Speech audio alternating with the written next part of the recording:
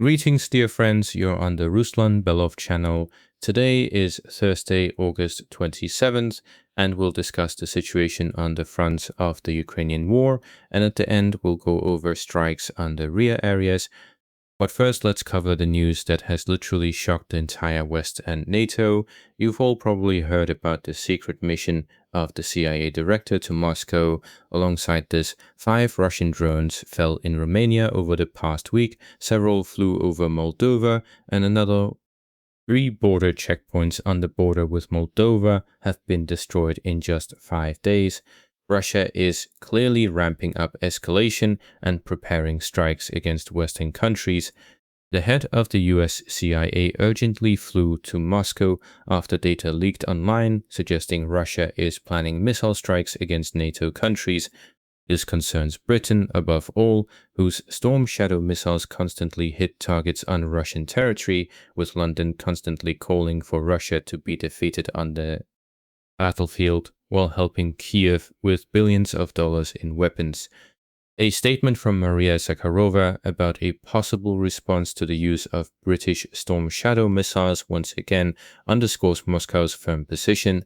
Strikes using Western weapons cannot be treated as actions for which only the Kiev regime bears responsibility. This also concerns Estonia, Lithuania, and Latvia, which are turning a blind eye to Ukrainian strikes on Russia's northern regions, providing a corridor for Ukrainian drones through their territory. According to insiders, the Kremlin has clearly warned Washington that such strikes will happen if the West's provocations and open struggle against Russia don't stop. Against this backdrop, the words of the US president sound especially cynical. He stated literally, "I couldn't care less whether Russia attacks NATO countries." In an interview with Axios, the US president said he sees no reason for concern over a possible Russian attack on alliance countries. "I'm not concerned at all. There's no problem," Trump said. Against this backdrop, other catastrophic news is coming in for the NATO bloc. The West won't be able to shoot down Russian ballistic missiles. Patriot missile stockpiles in Europe have dropped to a critical level, the Associated Press reports. The US has used up almost its entire stockpile with Iran. American and NATO forces in Europe are experiencing an acute shortage of air defense missiles capable of intercepting ballistic missiles, the Associated Press writes. This raises particular concerns about the vulnerability of NATO countries to a potential Russian attack. The most alarming shortage concerns Patriot anti-missile systems capable of shooting down Russia's high-speed missiles. A Pentagon representative said that in the event of a prolonged missile attack, NATO could find itself forced to take hit after hit due to a shortage of interceptors. Subscribe to the channel so you never miss news like this. Now, let's move on to the line of contact, starting with the Zaporizhia region in the Orekhov sector, where the situation is already approaching its climax. Due to the ongoing shortage of reserves, the Ukrainian defense in the city of Orekhov has begun to noticeably weaken in recent days. Russian strikes on reserves in Zaporizhia, as well as on logistics with aerial bombs and drones along the H08 highway, have taken their toll. In the city, all buildings suitable for defense have already been leveled. Against this backdrop, Russia is gradually tightening the flanks. Slightly east of Orekhov, near Beloheria, Russian forces have taken control of several more square kilometers, advancing up to 2 kilometers. Slightly to the north, Russian forces managed to take control of the new village of Shevchenkivske. In this pocket alone, more than 4 villages have come under Russian control over the past week. The pace of the advance is indeed impressive. The threat of an imminent blockade of Zaporizhia is taking on real shape. Against this backdrop, some interesting news has come in. The Russian army is using the dried-up Kakhovka reservoir to break through towards Zaporizhia. The New York Times writes that Russian units are operating along the bottom of the former reservoir, where dense thickets have grown up since it dried out, making it harder for drones to operate and for the area to be observed. According to Ukrainian soldiers, the Russian army is seeking to lay routes through this territory towards Zaporizhia and to establish itself in new positions. They've already brought everything there, set up observation posts and staging areas for concentrating troops. We're looking for them, and they're looking for us, said a Ukrainian serviceman named Serdyuk. Hundreds of Russian soldiers are already present in the reservoir area. Military resources from both sides have also recently been reporting a resumption of Russian offensive activity along the shore of the dried-up Kakhovka reservoir. In essence, it's still unclear how events will unfold in Zaporizhia itself. Let's move on to the Meshova area. After the capture of Pokrovsk, the focus of the Russian command shifted away from this sector, but in recent days, Russian attacks have resumed there. The settlement of Marivka was seized in a rapid assault with an advance of 2 kilometers. The Russians have 10 kilometers left to reach Meshova itself, which the Ukrainian armed forces are using as a logistics hub in this sector of the front. Let's now look at the Dropropellia sector, where the Ukrainian soldiers' defense is being torn to shreds. They won't hold out much longer at this pace of the Russian advance. Look at the map. The city is effectively half encircled by Russian units. Russian assault troops and sabotage reconnaissance groups are already present in Novoheroivka and in Nodia to the south and in Belozersk to the north. In addition, the assault on the city itself is underway from the eastern side. How much longer the Ukrainian defense will hold out here is unknown. Now let's move to the Kostyantynivka direction, from which we've received a large number of frontline changes, as well as interesting news from soldiers fighting there. In Oleksiva Druskivka itself, Russian forces have already established themselves well. Nearly half of the settlement is now occupied by the Russian side. As you can see on the map, the settlement is divided by the Kryvyi River, which further complicates a full Russian takeover of the town. Nevertheless, the Russian side managed to force the river and occupy a significant part of the eastern section. It's precisely from here, incidentally, that Russian infantry managed to reach Druskivka a few days ago. While Ukrainian cartographers keep drawing maps showing the Russian army as only approaching Kostyantynivka, somehow Russian infantry managed to reach all the way to Druskivka. I don't think it will be possible to keep feeding the audience such fairy tales forever, since today footage has also appeared providing objective confirmation from the northwestern side of the city, meaning Russian infantry has practically completely cleared Kostyantynivka, although there may still be Ukrainian soldiers hiding in basements here and there, but that doesn't amount to any real control. At most, a small area could be marked as a gray zone, but in fact the city is under Russian control. There was no other way to get into Oleksivo-Druskivka. By the way, I've noticed that the Russian side has started releasing objective control footage much later than before, and I think there's a reason for that. On such an important sector of the front, there's not much point in exposing your own positions.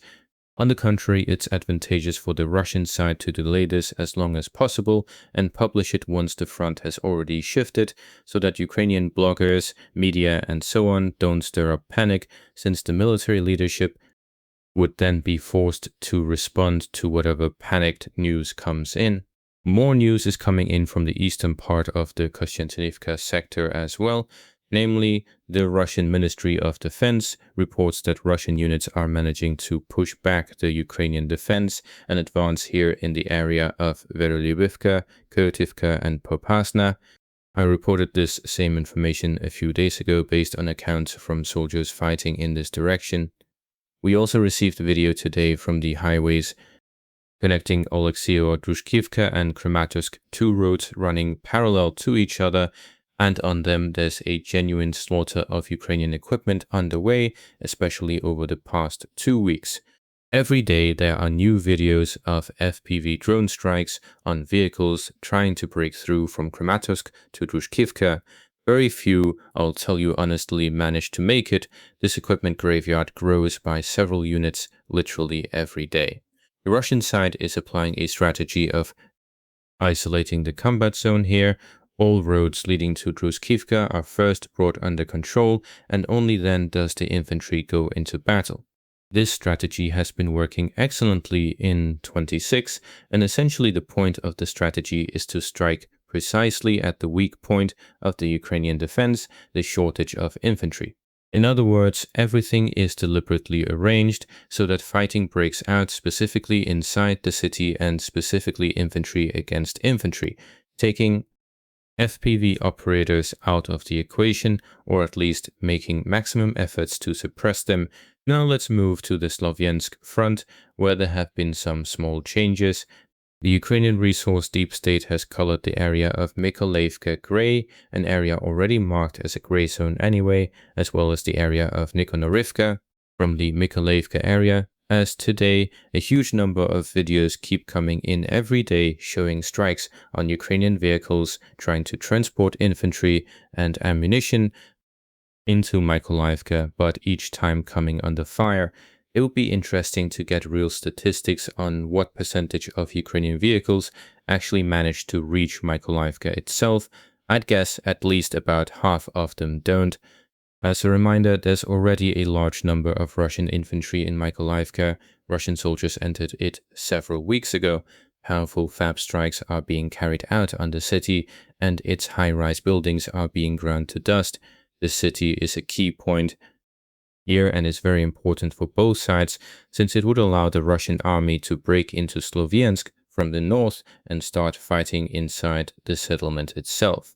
Taking control of the city would also make it no major problem for the Russian side to take control of the highway to Raiharadok, which would greatly help Russian forces fighting in Lyman. Now let's move to the Lyman sector of the front, since there's also good information from there, at least not the kind of thing Ukrainian resources are claiming, that the city has supposedly been retaken by the Ukrainian armed forces and so on. So friends, here's reliable information from soldiers on the ground. Lyman is, for the most part, under the control of the Russian army, at least up to the lake located in the northern part of the settlement. Russian soldiers reported this information. As for what's to the north, it could be said that it's partly held by the Ukrainian armed forces and partly a gray zone without solid control from the Russian side.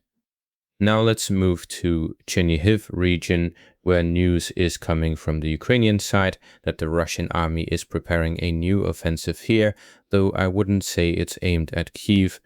More likely the goal here for the Russian army is a buffer zone, at least several dozen kilometers deep.